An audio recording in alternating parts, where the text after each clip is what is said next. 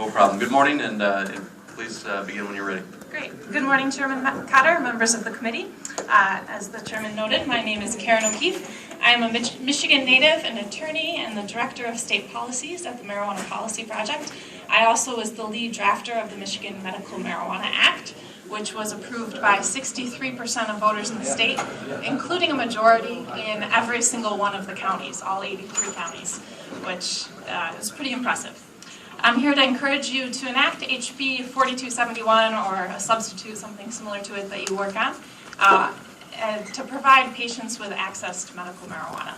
When we drafted the Michigan Medical Marijuana Act in 2007, there weren't any states that had a real good regulated system for dispensaries. The only state that really had dispensaries at the time was California, which had a very vague, messy system that allowed the collective and cooperative cultivation of marijuana. At the time, the Bush administration didn't grant anybody safe harbor, and there were a lot of prosecutions, so there wasn't really a good example at that time. But since then, as you heard earlier, 10 states have allowed state-regulated dispensaries, as have Washington, D.C. And as was alluded to, what we've seen with federal policy lately is the federal government is not as interested in wasting its resources on people who are in clear compliance with a state medical marijuana law. So there have been some states where there have been raids on dispensaries, but those are generally the ones that don't specifically have licensing by the state or local authorities and don't have clear regulations for them. In states like Maine, New Jersey, Rhode Island, Arizona, ones where there are regulated dispensaries, we haven't seen prosecutions of those dispensaries that are complying with state law. In Colorado, a few were made to move further away from schools, but other than ones that weren't complying with state law, that was pretty much the only intervention that we've seen from the federal government. So another issue that alluded to and discussed a little bit was the issue of preemption, federal law preempting state law. The Controlled Substance Act is the federal law that prohibits marijuana and other drugs, and it has very strong anti-preemption language. It says that state laws aren't preempted unless there's a direct and positive conflict. And of course, as Michigan legislators, you, not the U.S. Congress, has the power to write Michigan law. So if Michigan wanted to totally remove marijuana from its books and have no criminal penalties, have it as legal as tomatoes, under Michigan law, you could do that and that wouldn't be preempted. So there have been a couple of arguments claiming that somehow if you put in a regulatory structure and only allow marijuana or medical marijuana under certain circumstances, that would be preempted. A court in Arizona heard an argument along those lines and it found no, there would not be preemption of the state law by federal law, that it would not make sense. It would be hijacking Arizona law to say you could not allow partial decriminalization with regulations and that you could only allow it if you legalized everything, which makes a lot of sense. So my hope and expectation is that in the city of Wyoming case that was discussed, that they'll find that no, of course, the Michigan state law that puts some rules and restrictions in isn't preempted because they didn't choose to just erase all criminal penalties from the books altogether and instead have a more limited system with ID cards and such. So federal law does, however, although I believe there's no question that the state has the power to, I think courts would find that the state has the power and authority to enact HB 4271 or something similar, the federal law does complicate things. There are about 36 states that had medical marijuana laws that they passed back in the 70s and 80s, including Michigan, and only 7 of them were ever effective. Some of them use the word prescribed, so because of federal law, they weren't effective. So we do have to be very careful to chart a course that makes sense given federal law. For example, if the state were to instead say, we want to have pharmacies dispense medical marijuana, that wouldn't be workable because chances are no pharmacy is going to be willing to commit federal civil disobedience and openly commit a federal felony again and again and again. So that wouldn't be a workable system. Another issue is the doctor's role. So the state laws are very carefully crafted to say that doctors can provide a written certification to patients. They don't have an order to dispense. What they're doing, a court has ruled, is First Amendment free speech saying, I think this person will benefit from medical marijuana and they have a qualifying condition. At the point that they get involved in saying you should obtain this amount of marijuana, that could be aiding and abetting a federal crime, then doctors wouldn't participate and then you'd have no medical marijuana law. So that's why there are some things that we might ideally want a law to be crafted as, or policy makers might ideally want, but federal law means you have to kind of carefully weave a path that's as good as you can get given federal law.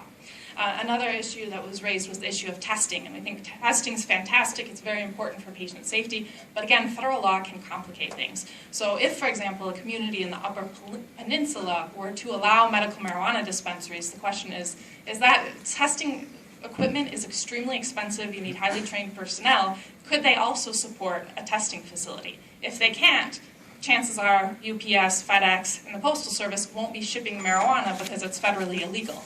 So my recommendation would be that that language be left as it is in the bill and to allow cities to allow testing facilities and not to mandate that all marijuana be tested. The state of Rhode Island has a bill that's somewhat similar, a law that's similar to this bill that allows caregivers and patients to sell their overages, and I talked to somebody who's a spokesperson for one of the compassion centers, the dispensaries there, and they actually use microscopes to look at, I believe it's microscopes, all the marijuana that comes in that they're sold, and they're able to weed out, I think they said something like 40% of the marijuana that came to them had bugs or mold, so that didn't require expensive, sophisticated testing, but it still weeded out a lot of problematic marijuana. So, the next thing I wanted to touch on, I don't want to repeat a lot of things that have already been said, and I know a lot of people are waiting to speak. The bill does have a number of restrictions that have been touched on. A couple that weren't mentioned, I believe, were that in addition to whatever the local communities choose to impose for their rules and regulations under state law, of course, there's the buffer zone from schools, the record keeping, the advertising restrictions. All of the dispensaries would have to have a security alarm as well, and they could not allow on-site consumption of marijuana.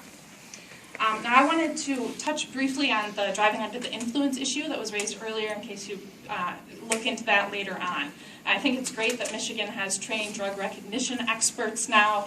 A lot of people are used to kind of the paradigm of alcohol. We have a test, if you have a certain amount that you blow into the breathalyzer, you're under the influence, you probably drank within the last couple hours, and you can be convicted.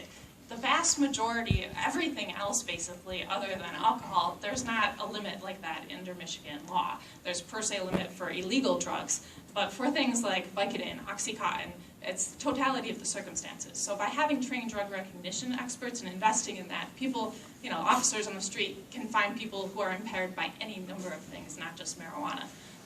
Washington State did enact a 5 nanograms per milliliter per se limit, so if you have that much THC in your system, it's like with the breathalyzer, you're per se convicted. I would urge that that limit not be adopted. There is not enough science to support it, and so there's been a couple of anecdotal things where patients used marijuana at night, went to sleep for a whole night, went to their doctor, had their blood drawn, and did the kind of stuff you would do as a roadside sobriety test. And one of them had, I believe it was 12 nanograms per milliliter, so more than double the proposed standard in Washington, and another had 15 nanograms per milliliter. In other words, you're going to have patients at 5 nanograms per milliliter who are completely sober who wouldn't be allowed to drive still. So what Colorado has done is they've done the same limit, but it's a presumption of impairment that can be disproved. I would just suggest that the law be left as is right now. Patients can be prosecuted, whether it's Oxycontin, morphine, anything else, marijuana, under the same statute. The drug recognition expert can testify, their blood can be drawn, and then if they have a high amount of THC in their system, that would just be one piece of evidence. It wouldn't be per se, even if they're sober. So with that digression, I urge you to pass this compassionate bill so that patients will not have to go to drug dealers if they, like me, have no green thumb at all, and so that local communities can choose to regulate and control dispensaries and know that they'll be allowed under state law. Thank you. Thank you. Do we have questions? Seeing none? Thank you. Thanks very much. Thank you.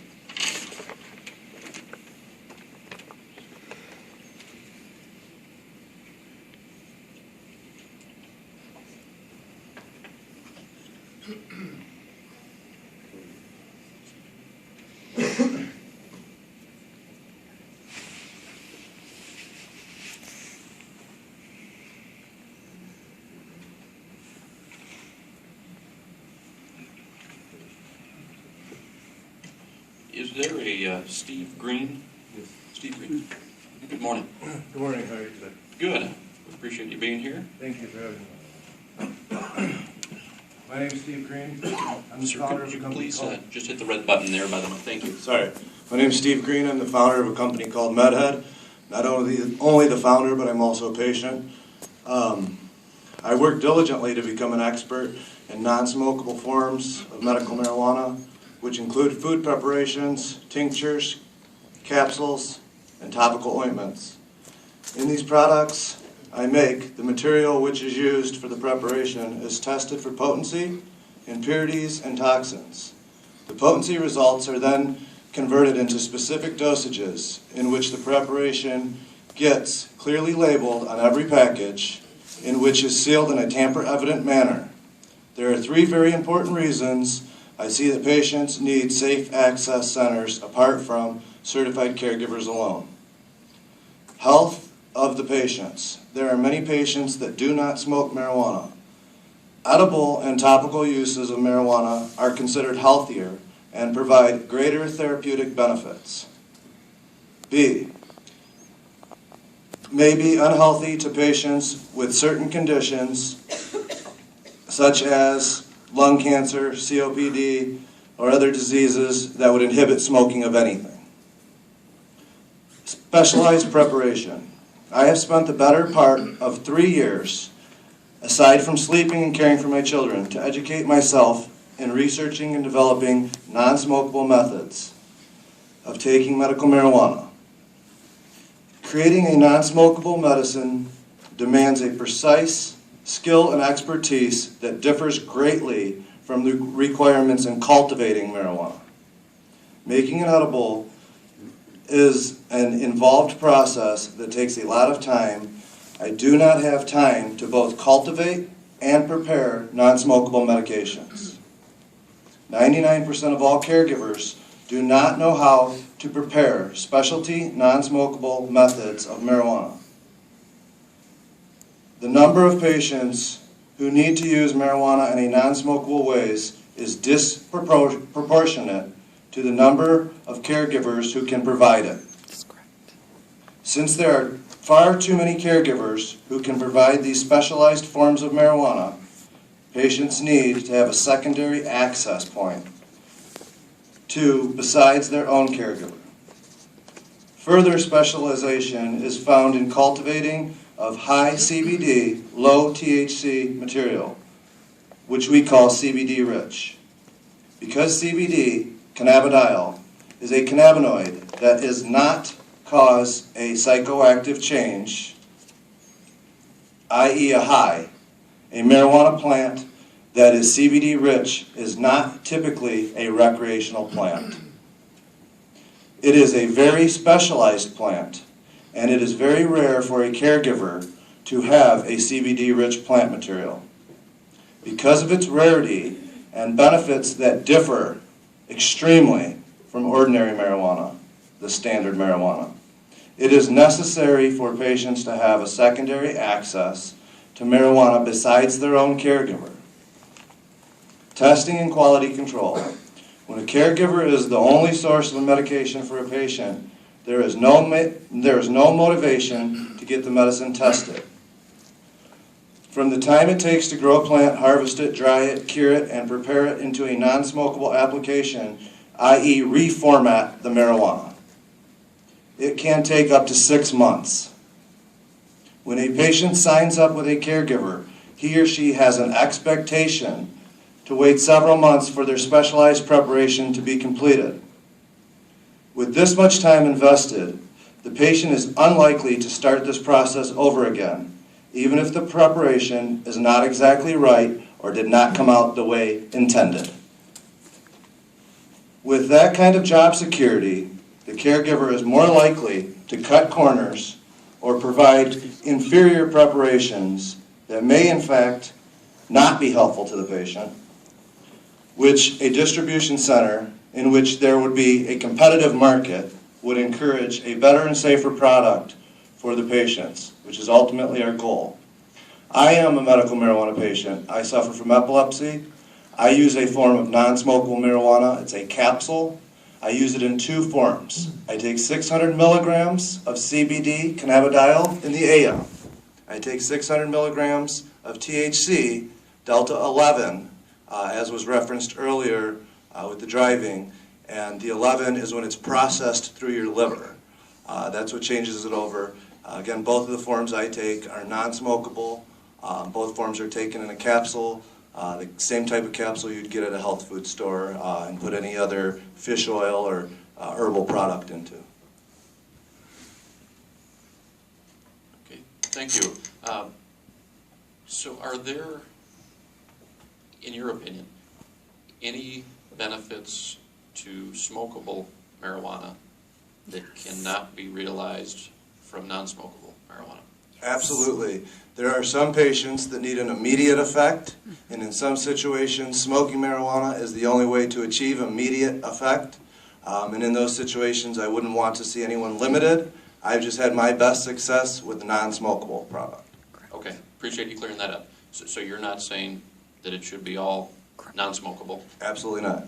That's another option that provides different benefits? Correct. Okay. Questions from members? No questions. Vice Chair Kesta. Who did you, I don't know if you said this, I might have missed it. Who puts it in a capsule for you? My wife is currently my caregiver. So my wife would be the one that puts it into a capsule for me. I mean, you could get these empty capsules and they put it in there? How does that work? I'm just curious. It works in like the sense that I said we've done this for over 3 years. We've developed a product that I use. It's been lab tested. We've had over 100 lab tests. And yeah, the raw capsule itself is purchased at a health food store or something similar, and then the product itself is added at home. Representative Clemente?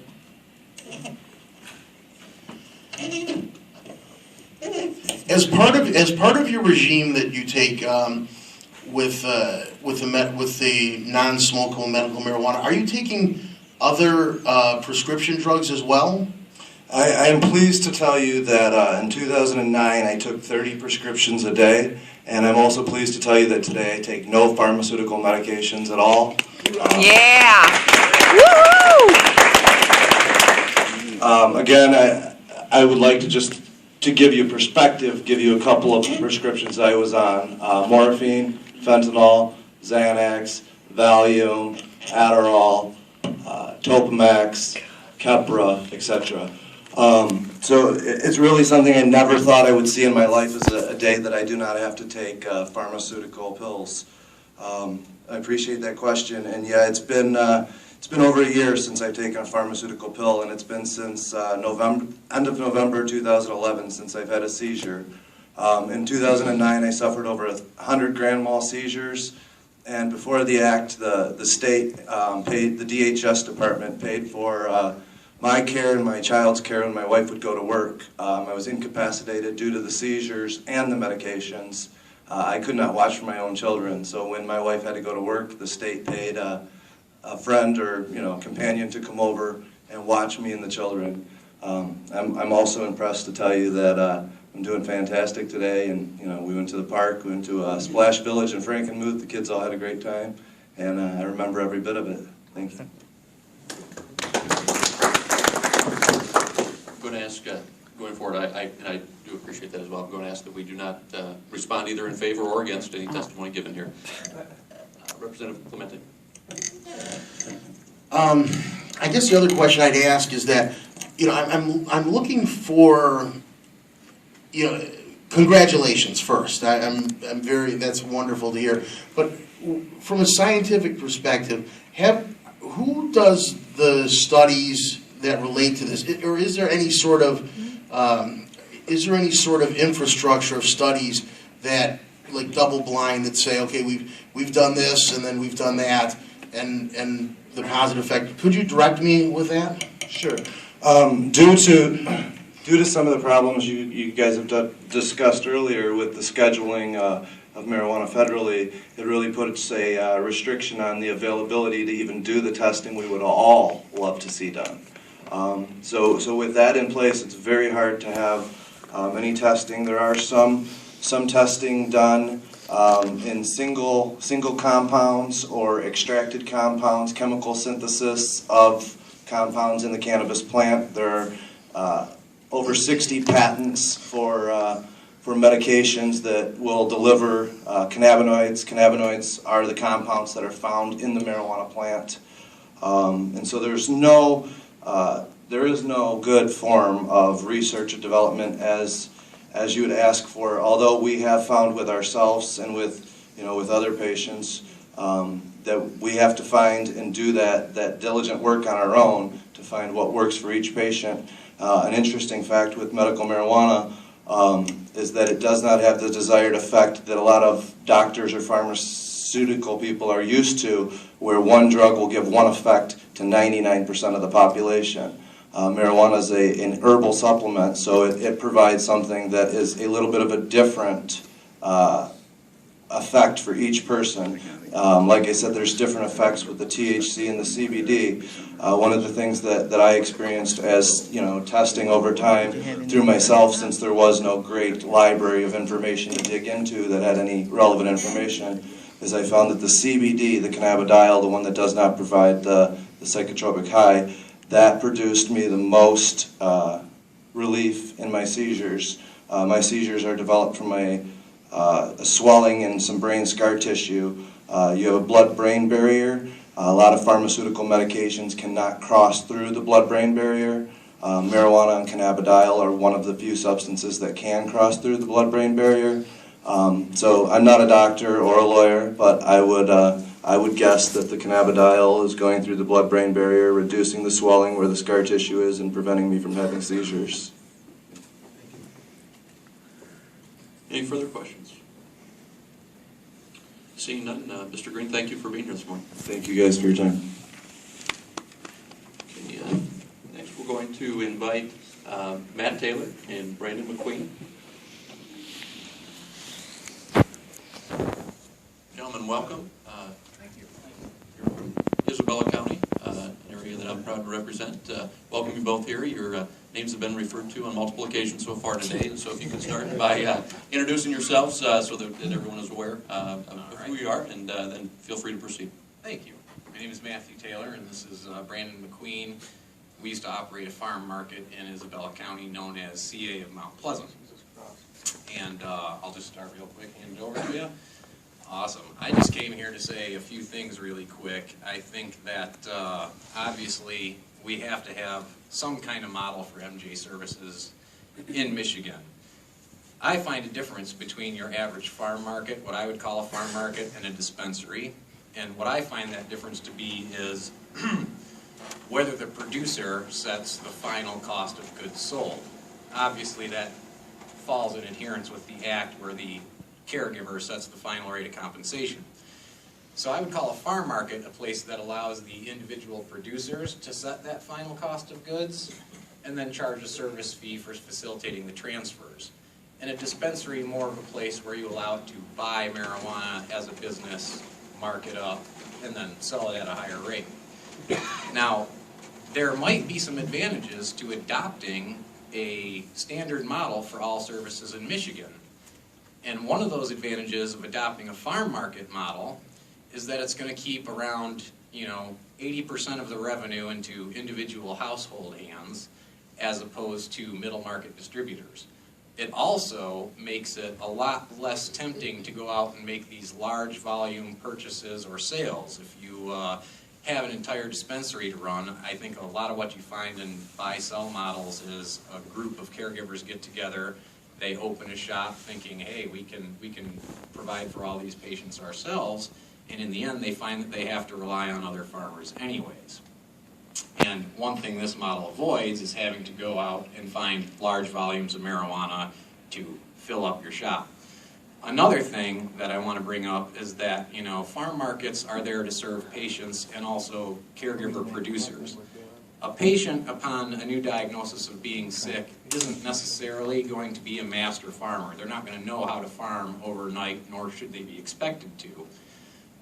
However, if they do become a really good farmer and they produce an excess of their medicine, they're welcome to join a farm market as well and share with other patients, because another problem we find, just like a person of one has a hard time cooking a well-balanced meal for just one person unless they have Tupperware, a farmer who farms more than once, they farm perpetually, they have a hard time covering the costs of those farms unless they can work with more than one patient or more than 5 patients by having those patients share among each other. That works really well, and it puts patients in charge of their own medicine and if they're going to transport it or not. And it prevents things like a caregiver growing a crop and just selling the entire thing to an establishment instead of taking care of their patients. And there's a lot of safety things. Basically, the most requested farmer is generally going to be the best and most safest farmer. Just like our previous guest was saying, it would be great to have tests for purity and all of that. But what do we test? Do we test what the farmer produces before he brings it to a provision center? Or do we test everything at the provision center? And do we test just one sample, one tiny sample of that producer's medicine? Or do we take a large sample and randomly pick pieces from it? We have no procedures for it, quite frankly. And not only that, we have no procedures for cross-contamination. What if we find something contaminated, it's in a provision center, what do? We have no provisions for it. So I think we got to remember that the P in MMMP stands for project, and no one should expect all the answers to be given to us, but we really should take some time here today, and I'm really proud of you guys for taking up this. It's been something people have been leery to take up. It's going to be up to you guys to provide these answers. That's what I said to the Michigan Department of Community Health. They did their best, and I'm sure you guys will do your best, but I think we need to remember that we're not going to have all the answers in one day. I'd like to start by speaking a little bit more towards the bill at hand, and I would just start by reminding people that the McLean ruling that the Supreme Court gave is very convoluted. A lot of people don't quite understand it, and in my opinion, it was at least a tie, and I'd rather consider it a victory. If you notice, there are still distribution centers open across the state, and that's because the Supreme Court didn't rule they were illegal. The Supreme Court ruled they were a public nuisance. And so if a city township, or if a city council were to make a local ordinance saying it wasn't a public nuisance, then the only option the prosecutors would have would be to file criminal charges. And if they were to file criminal charges, we would win in court, because you get Section 8 protections that you don't get if you're being served a cease and desist order. So that what we have is some counties that have distribution centers already, and some that don't. And I imagine a slow change in city councils around the state making local ordinances where they're not considered a public nuisance. And at that point, more and more are going to pop up. So why not just take the lead right now, pass this bill, and have some framework work? And then the second thing I would like to talk about is I just like to remember everybody that this is really a conservative issue. This is about state rights. This is about patients' rights. This is about putting people to work. This is about fixing the state. Like, every single one of these issues is a very conservative issue, and I think we should look at it like that. And I do a lot better in the role of answering questions, so I would really hope a lot of you guys would have questions, but if not, thank you for your time. Well, gentlemen, thank you both again for being here. We do appreciate that, and we will open it up to questions.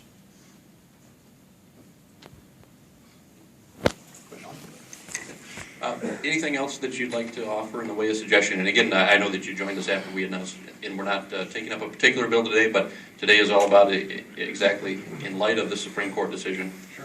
What does medical marijuana distribution look like going forward? And so, whether you have them now or into the future, and this applies to everyone, any input that you have, we'd like to continue to collect that.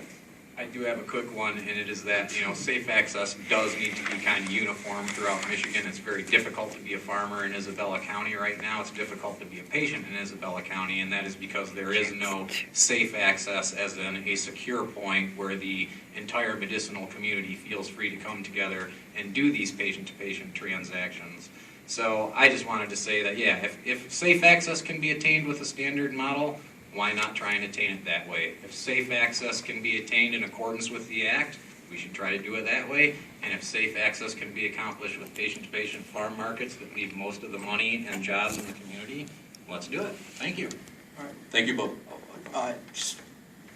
In our circuit court transcripts, I mean, it's this thick, You can read through there that Larry, during the testimony, Larry Burdick, on top of complimenting our model a bunch of times, went on to say that the problem is, though, people could go into our shop, purchase their limit, go sell it on the street, go to another shop, purchase a limit, sell it on the street, go to another shop, purchase their limit, sell it on the street. Because we had a 2.5 ounce limit that was similar to the bill I read.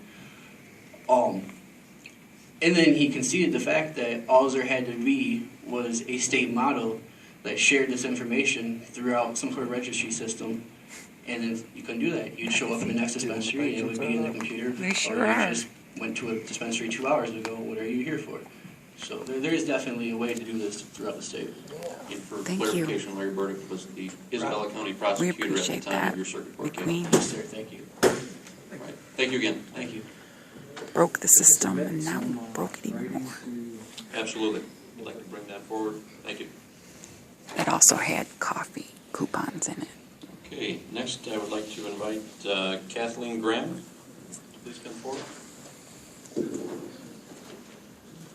And then we do have a whole series of cards here, and as I announced earlier, we're going to get through as many as possible. So I'd like to call the person we'll call on deck to follow, if you could be prepared, Denise Polisilla. I slaughtered the last name, I'm sure. Is this Kathleen Graham? Yes. Okay, if you would please go ahead when you're ready.